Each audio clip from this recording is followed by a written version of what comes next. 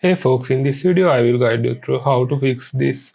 The command docker could not be found in this WSL2 distro. We recommend to activate the WSL integration in Docker desktop settings.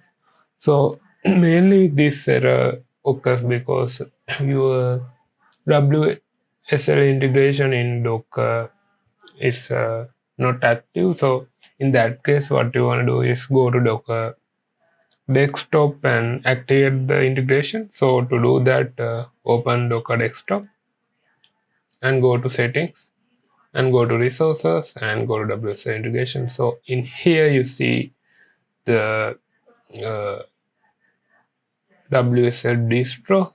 So what you want to do is just enable the integration that the WSL distro you are currently using. So I have enabled it and click on apply and restart.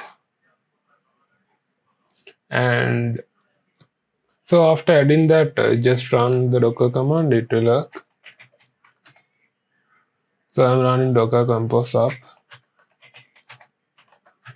As you can see now it pulling the image, so that looks like it working fine now. So if you have any questions, feel free to comment. If you find this video is helpful, make sure to like the video and subscribe the channel. See you in the next video.